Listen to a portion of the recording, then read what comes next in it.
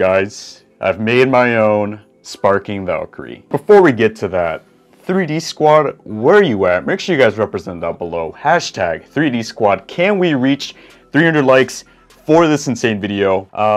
So here's the stuff. Before we get to that though, I have to show you a few things. We have these 3 GT Beyblades, and all they have in common is rubber. So Dread Bahamut, the Kartomi version at least, has the Genweight, which is kind of a soft, squishier rubber. It works pretty well. And then for Judgment, we get a different type of rubber that's a little bit stiffer, but still kind of soft. The downside with this is that it does wear down over time. So look at those contact points. They're basically non-existent. So eventually, Kartomi gave us Lord Spriggan, which has a much tougher rubber that also doesn't wear down as fast. And so this base, which is called Legend, is printed out of a material or resin that's very similar to the rubber on Lord Spriggan, and that's why I'm showing you this. Obviously you can't feel it in the video, but if I had to describe it, it's very close to this material. It's a little bit squishy, but at the same time it's still very stiff. So that's the plus side here. It's gonna have really good shock absorbance and just resistance, impact resistance, and it's gonna hit hard. That's all I can tell you. And I printed out 2 for 2 reasons.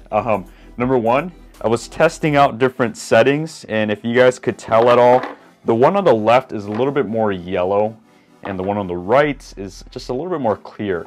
And that just has to do with how long I cured these pieces, which is just a process. I might get into it in a future video if you guys want to know how it works, but either way, this one looks better. This one just looks a little bit more yellow.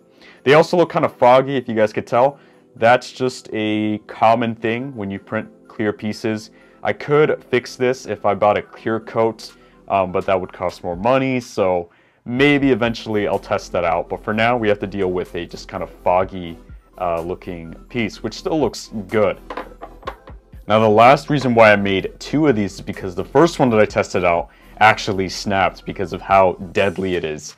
And when I say deadly, this thing hits hard and it's super recoily, and you'll see it in battle. But yeah, so I'm going to be using the more pretty one, the one that's less yellow. This one just looks more naturally clear. And we're going to be making our own Sparking Valkyrie, or Brave Valkyrie, whatever you want to call it. So I have my Hyperion here, which I'm going to take apart. And real quick, just before I forget, I have my scale here, and I want to just weigh this base. So let's weigh it. We're going to compare it with the Super ring, I think that's what it's called, Super, and then also the King ring, because I think it's important to know how it weighs compared to the real stuff. So we're going to weigh King, which is 6.05 grams, and then we're going to weigh Super. Super's a little bit heavier at 6.45 grams, and now we're going to weigh our Legend ring. Wow, this weighs 11.4, so almost double the weight. It is pretty thick, if I have to describe it. It's a little bit hard to see, but it resembles, if I had to say, Victory Valkyrie pretty well. And so there's actually details like wings here, and it's 3-sided like usual Valkyrie, and it's all rubber throughout. On top of that, it's solid. It doesn't really have any like hollow points. And yeah, that's basically it. If I could show it better, I would, but it's just kind of hard to see on camera because it's clear. But there you guys have it as far as details. It weighs double the amount of Super and King, which is insane if you ask me. It's gonna add more weight. So what I wanted to use for the parts are just the Hyperion chip. You're probably wondering, why don't you use King because it's blue like Valkyrie? Well, this is a right spin chip, so you can't put a left spin chip on a right spin base. That's just how it works. We're going to use Hyperion. I am going to use the chip core for from King Helios though, because it's red, and I know that the Valkyrie one is red too, so we're going to use that. And then honestly, Hyperion does resemble Valkyrie, if we're being honest. This chip really does resemble the V2 layer. So if you guys remember that, I'll probably post a picture right here. You guys can see the resemblance for sure. So it's, I guess, technically Valkyrie. We're gonna attach this just to show you that it does indeed work. So it's a little bit grippy. Like, these pieces are grippy just by the fact that it's all like rubbery, but it just snapped into place. All right, that was a lot of work, but I got it aligned right. So you can see the face is aligned pretty well with the base. That's just what I wanted to do. Kind of an aesthetic thing, doesn't really matter. And then we're gonna use 1A for our chassis. I know it's chassis, I got it right now. I don't really have a rubberized chassis, even though that'd be cool. Maybe in the future I will make, or rather I'd get someone to make one and then I can just print it out. But yeah, 1A I think just works. It's an attack chassis. I think it would fit better than 1B, to be honest. So we're gonna go with 1A. And then that just fits right into place. And then for the driver, I was thinking about just using Evolution because, what is it? Brave Valkyrie uses Evolution Dash. But I found out the hard way that if you do not use a dash driver with this base, it will burst itself just because of how rubbery it is. So you need to have a dash driver. And what better driver to use than variable dash? It's the closest thing I have to Evolution that's a dash driver. And so it works. So here is our Brave Valkyrie. It's 3D printed. Granted, if I had a Valkyrie chip, it'd be super sick, but it's okay. We'll settle with this. It's called Legend Hyperion Variable Dash, and then 1A. I think that's how you call it. And so let's just do a final weigh-in of this bad boy, just to show you that this is insane. So you guys can see that. Okay. Let's compare something like Lord Spriggan. So Lord weighs 58.57, almost 60 grams. And then we're gonna weigh this guy, our 3D printed Brave Valkyrie. 66.82. I'm gonna try that one more time. Yeah, 66 grams. So it is quite a hefty Beyblade, if I have to say. It definitely feels heavy. So with all of that out of the way, I think it's finally time for some test battles. I hope you guys are as excited as I am. I feel like I've been talking too much, but I wanted to just get all this information out to you guys. I'll be right back with my stadium for some test battles. All right, I'm back, and the first thing I want to do is just a test launch, just to show you that everything works. So here we go.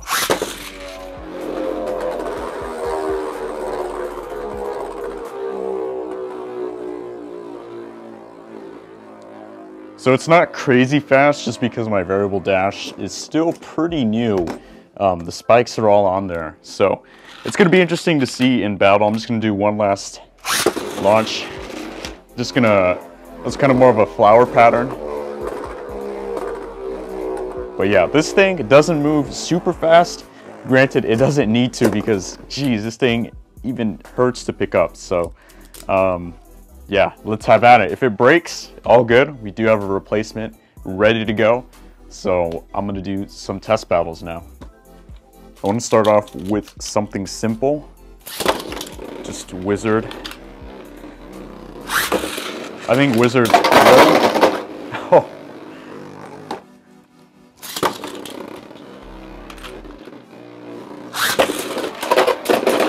Oh man. That only took like 2 hits. Now that was rubber on rubber contact.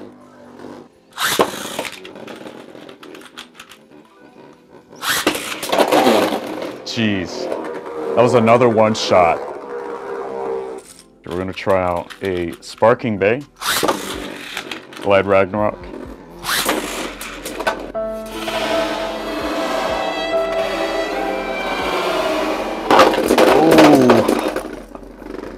Did you guys see that? It shattered. No. Yeah, okay. Check that out. It broke. No big deal. It broke pretty early on, but that's just part of the process. Dang. Okay.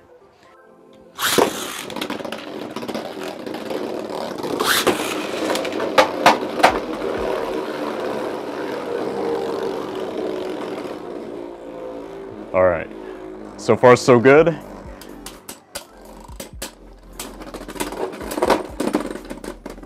All right.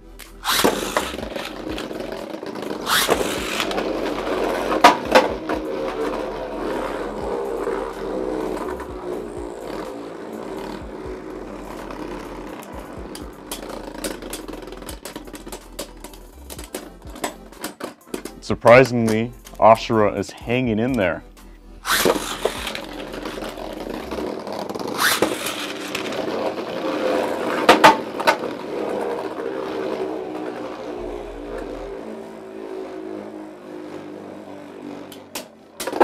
There we go.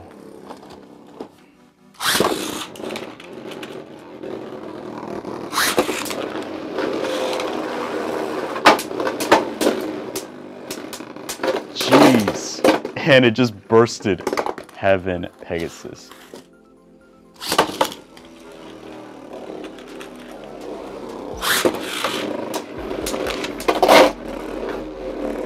Easy knockout.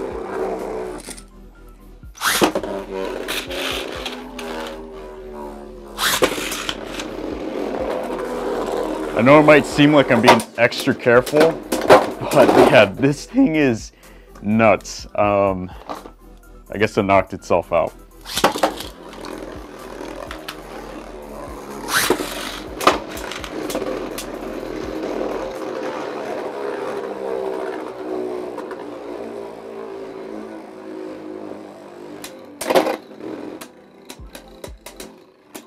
Looks like Dread Bahamut is hanging in there.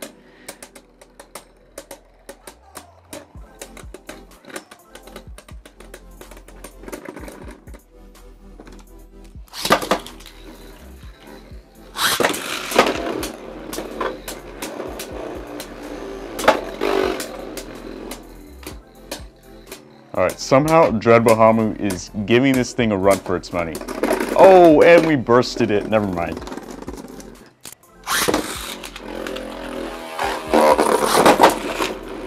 Oh man, that was a terrible launch on my part. One shot though.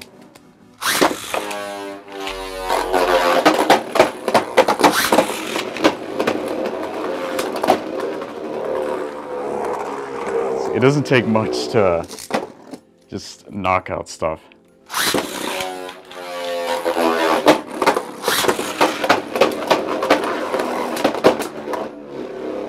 Jeez.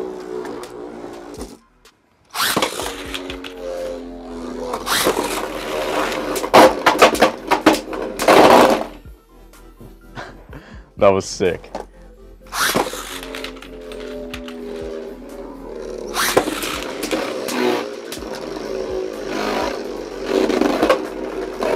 I don't know what's going on with Dragon. I swear, I always forget. Oh, it knocked it out. It's hilarious.